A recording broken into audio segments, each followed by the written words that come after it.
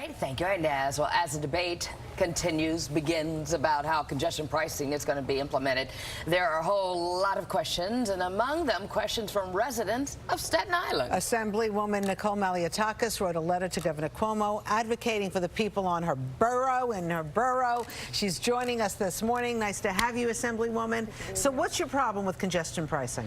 Well, first of all, the fact that we just gave away the authority, the legislature and the governor gave away its authority to the MTA, the very agency that has created this problem, and said, hey, you're going to set the fee, you're going to determine who's exempt, and you're going to determine where the money's going. And for me as a legislator, that's unacceptable. I mean, I need to know that the money's going to go to fix the ART train signals in Bay Ridge, that we're going to get added express bus service on Staten Island, that we're going to get transportation projects that we've been fighting for in those transportation-starved communities for a long time. I also want to know what the fee is going to be. And I also want to make sure there's a commitment that Staten Island gets a credit toward that fee for what we already pay to go over the Verrazzano Bridge and connect to the rest of the city. We are the only borough, again, that has to pay a toll to connect to the rest of the city. And so we shouldn't be double tolled here. And those are all things that I'm waiting to see how Did the governor respond to your letter?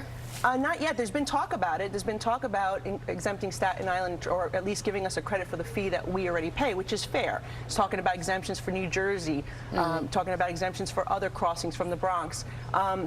We're the only borough that has to pay to connect, and that has to be taken into account. I'm just concerned, Nicole. Everybody wants a break on congestion pricing. Who the heck's going to pay this, and then is it going to really be worth it?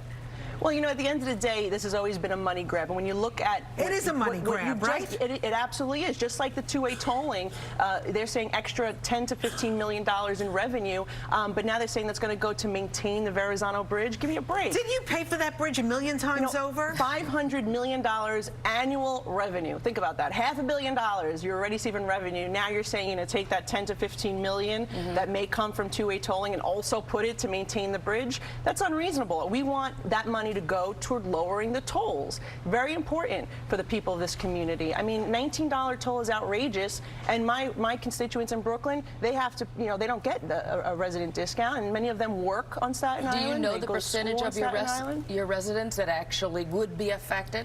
Well, I don't know the exact number, but a third of my district is in Bay Ridge, Brooklyn. So we're asking for that accounting now. You know, and we're also asking for the study, by the way. You want to do two-way tolling? Well, there was a study that was conducted by the MTA. They need to release the results of that study to the public. I had this fight with Pat Foy when he was the chairman of the Port Authority. I had to sue them to get the Staten Island Bridge toll study for the 3 bridges that connect to New Jersey.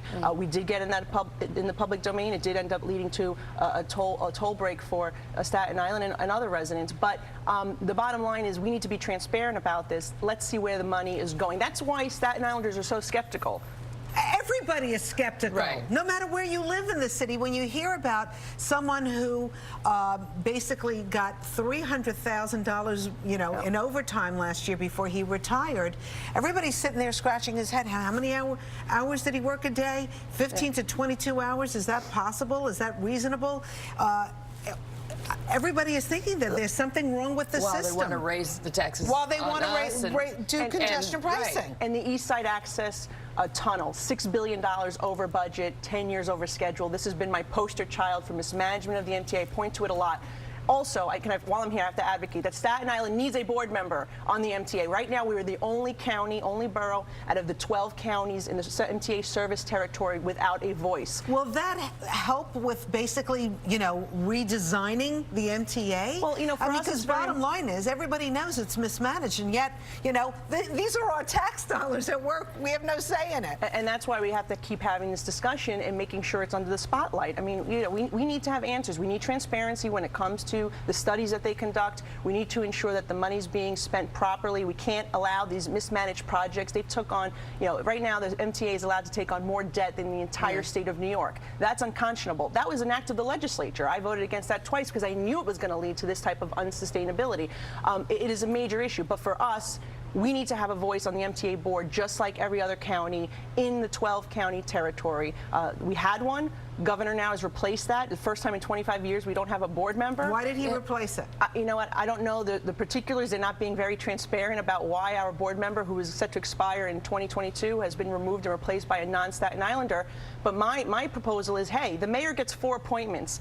The governor gets 6. Let's give the mayor 1 more and then require 1 from each borough so we're all represented. You've also been saying that New York needs some representation in the House of Representatives as well. So far, you have over $300,000 that you've accumulated in this first quarter of the new year. So do you have your eye on trying to unseat Congressman Rose, or no?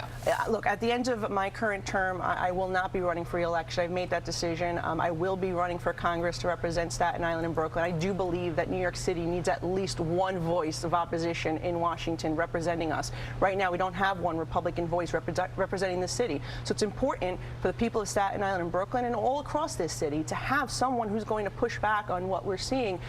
In particular, when we see members like Ocasio-Cortez pushing socialist agenda, that's something that's very problematic to me, something that I take personally. My mom's a Cuban refugee. I know what socialism is communism like. That's what it is. And I'm going to go and I'm going to fight it. And so, I think there's a lot of issues that I fought for, particularly as a candidate for mayor, that I can take a stand, to fight back on Mayor de Blasio's sanctuary cities, his move to bring heroin injection centers to Staten Island, to fight for transportation funding, to fight for oversight over NYCHA. Those are all issues that have federal role, and I'm looking forward to that. All right, you better get on this congestion pricing thing, because it's starting to get everybody riled up. Hey, well, look, you should have the governor on.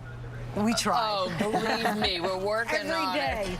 Please, Governor, come on. Good day, New York. Exactly. Anyway, thank you, Nicole. We appreciate you Thank you coming so on. much.